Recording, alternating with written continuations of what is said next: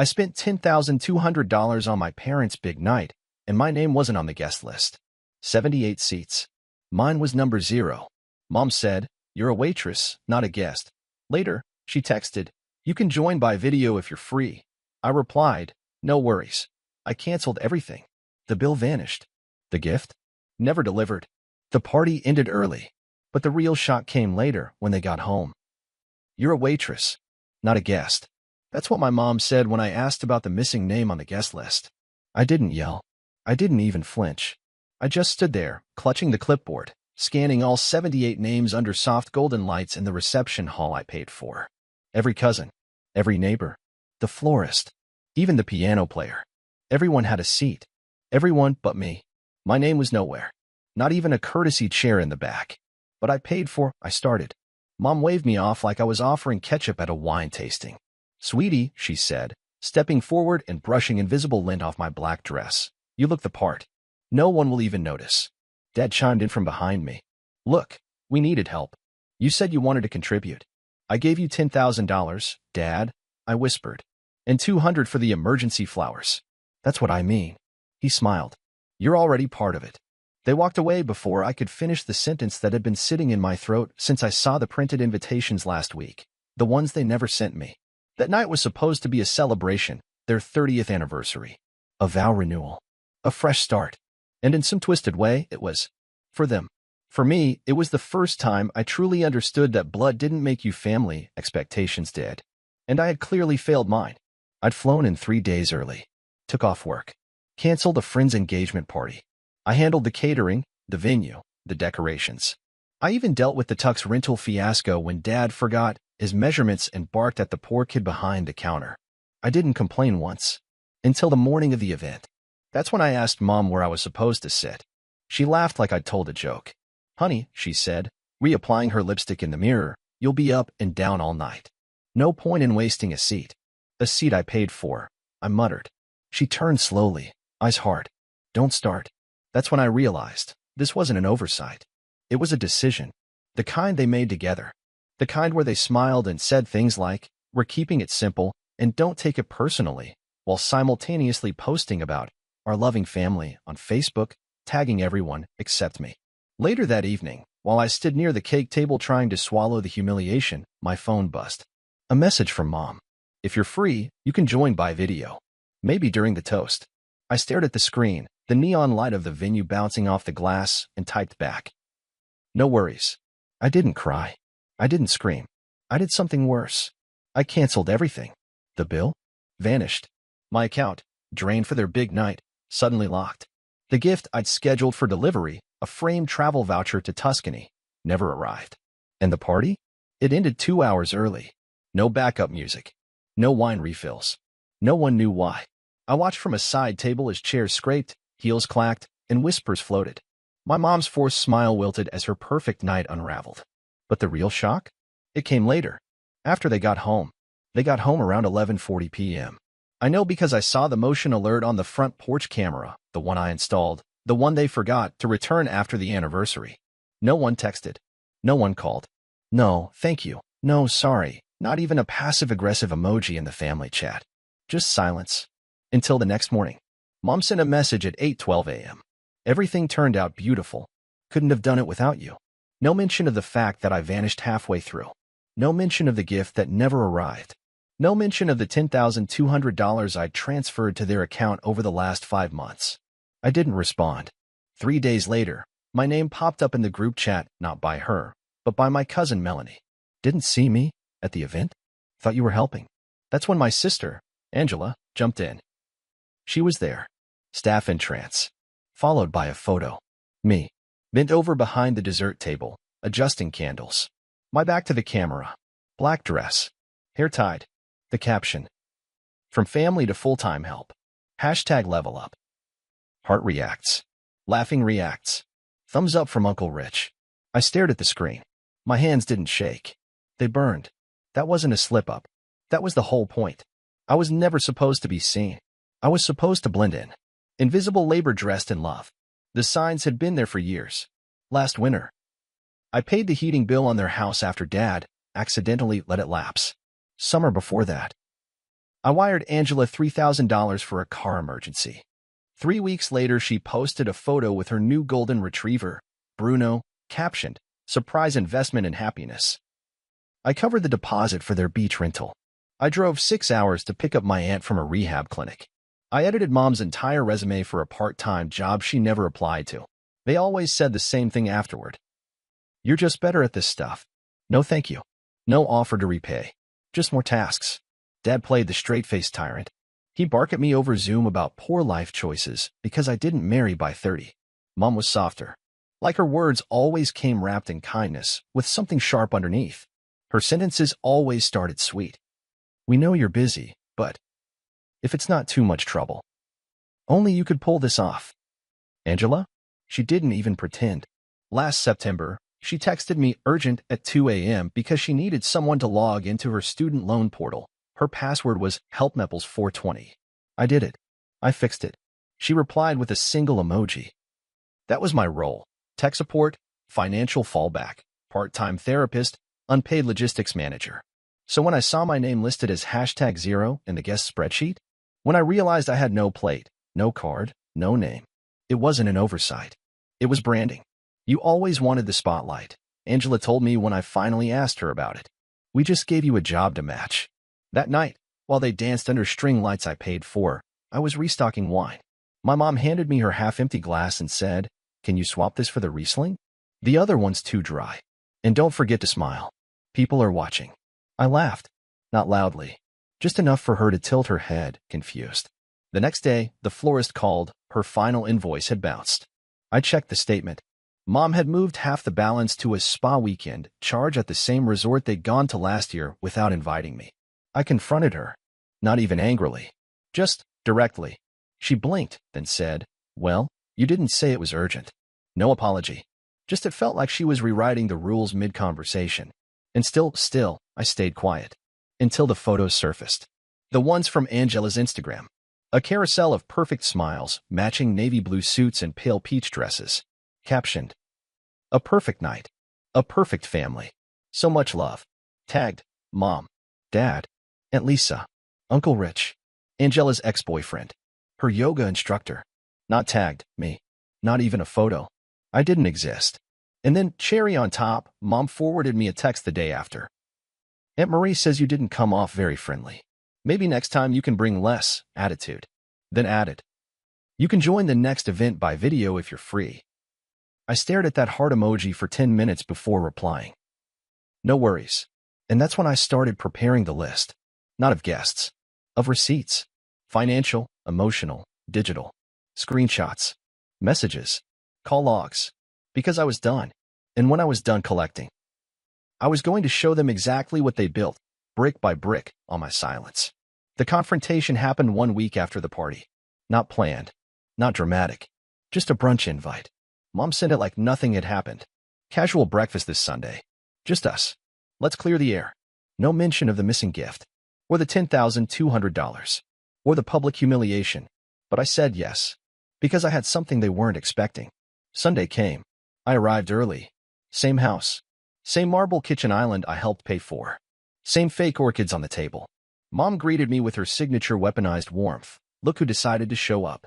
Angela was already seated, scrolling through her phone like she hadn't smeared me across the family chat.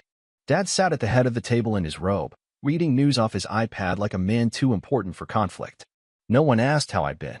No one asked why I stopped replying to texts. Instead, Mom poured mimosas and said, "Let's not make this a big deal." So I didn't. I pulled out a small, navy blue folder and placed it on the table. Angela laughed. "What is this? Your resignation?" "No," I said. "Your file." She stopped smiling. Dad lowered the iPad. Inside were 12 printed screenshots. Text messages. Bank transfers. Group chat memes. Photo timestamps.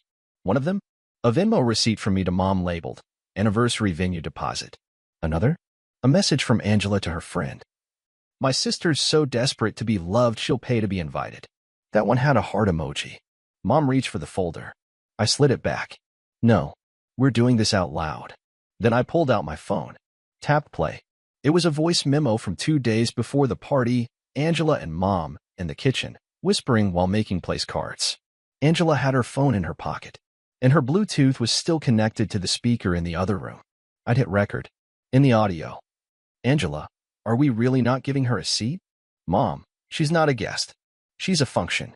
Angela, it's kind of cruel. Mom, life's cruel. She's useful when we need her. That's enough. I paused the playback. No one breathed. Angela broke first. That's out of context. I smiled. Sure. Let's get more context. I reached into my bag and pulled out a small hard drive. Silver. Labeled. Family Archive. Angela turned pale. She knew what it was.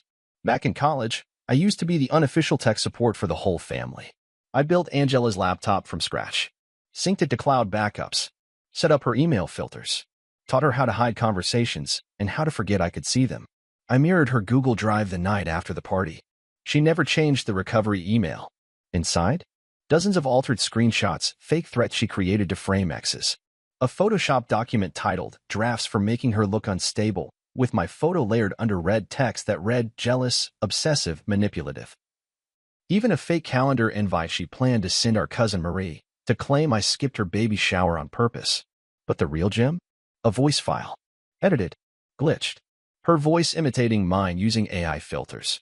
You're nothing to me. You're lucky I let you exist. My voice. But stitched like Frankenstein. I hit play. Mom dropped her mimosa. Dad stood up. Angela lunged at the table. I pulled the drive back just in time. You think this proves something? She hissed. You've always been dramatic. I looked her straight in the eyes. You've always been safe behind lies. But now, it's your voice. Your fingerprints. Your patterns.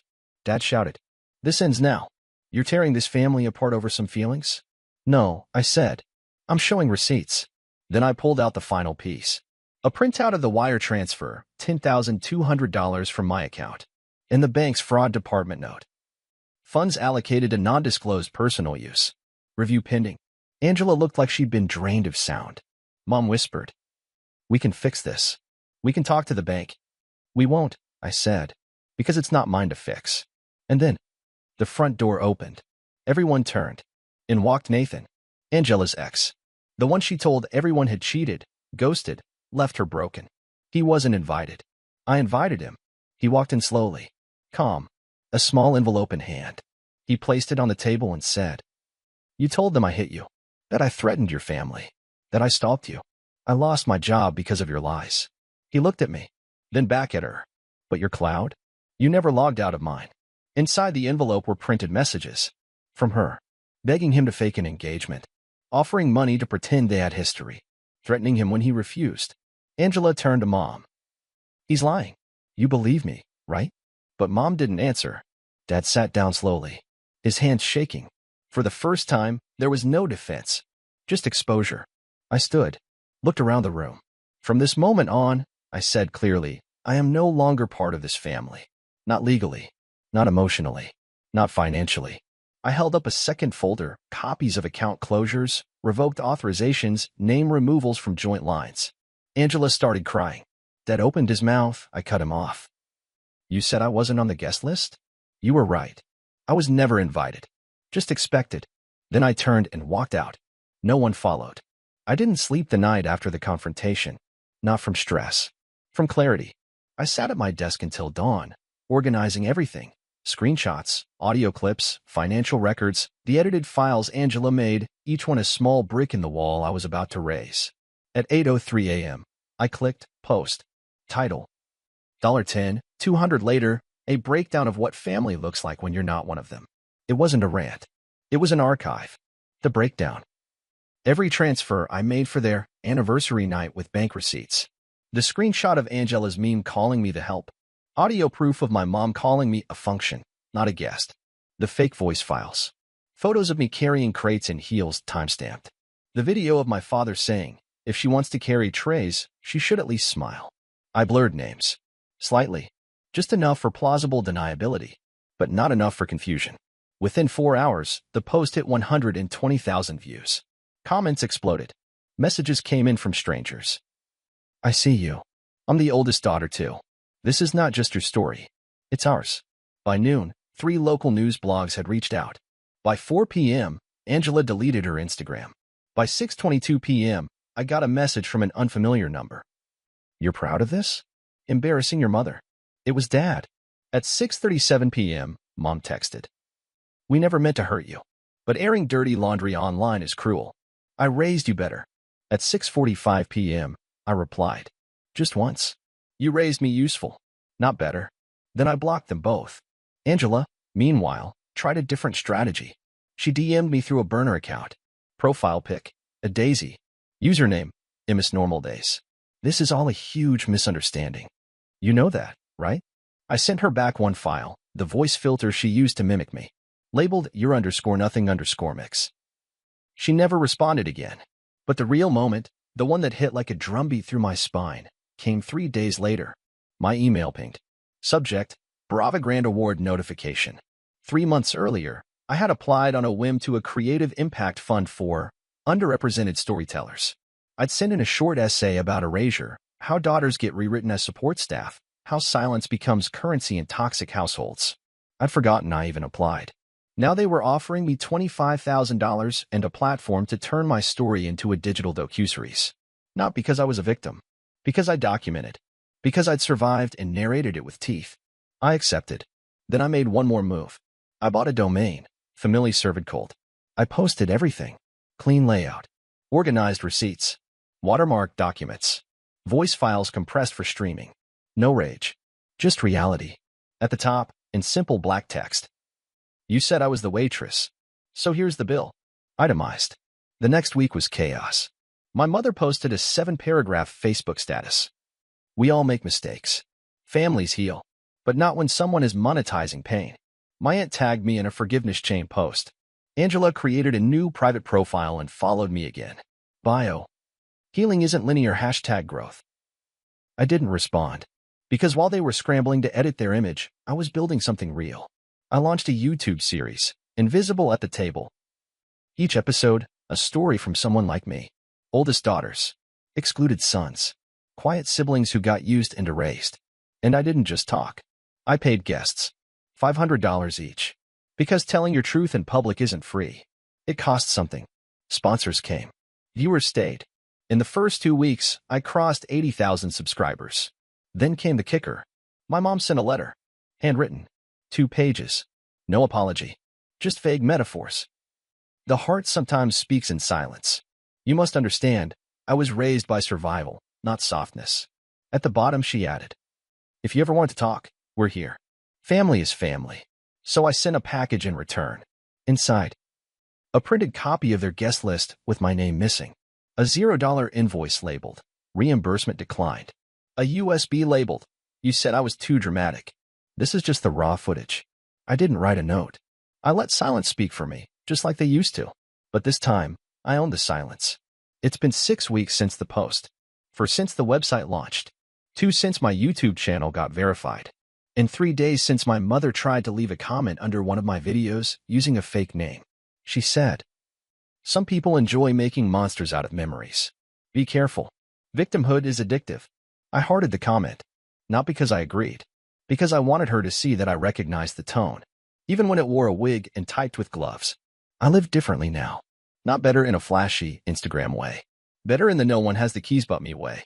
I moved into a new apartment. Small, clean, 11th floor, no shared walls. The Wi-Fi's fast. The fridge is stocked. No one knows the address. And my phone? It has a new number. The old one, the one tied to every "can you help with rent?" and emergency favor text, I buried it. Literally. I printed out a copy of the family group chat from the day of the party, the memes, the laughter, the absence. I rolled it up, taped it to my SIM card, and dropped them both in a mason jar. Then I drove out to the woods, dug a hole behind an abandoned trailhead, and left it there. Grave marker. Here lies the last time I begged to be included. Angela's latest attempt was an email. Subject line, I'm ready to talk now, as equals. Attached was a Google Doc titled Shared Accountability. It included a proposal for a family discussion video. Suggested script lines like, we all made mistakes and no one was perfect. A request to avoid words like abuse, manipulation, or exile. My response? A red line edit of the doc with one sentence at the top. You can't heal a lie you're still living in. I never clicked reply. Just shared the file publicly. It now has 86,000 views. The best part? Their big vow renewal night. The one I paid for, organized, and was erased from. It never made it into the local newspaper. Why? Because I called the editor myself. Told her I was the event planner. Told her the venue had a code violation. Sent the receipt.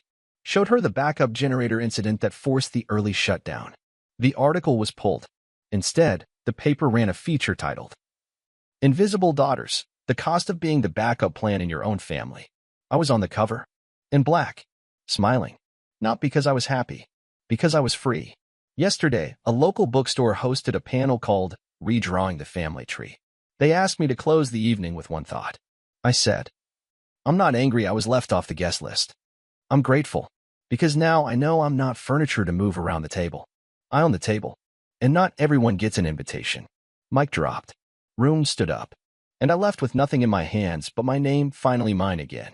On the door of my apartment, just beneath the buzzer, there's a small metal plate I had custom engraved. It says, not family, not forgiving, not available, and underneath, in smaller print, please leave all deliveries and apologies at the curb.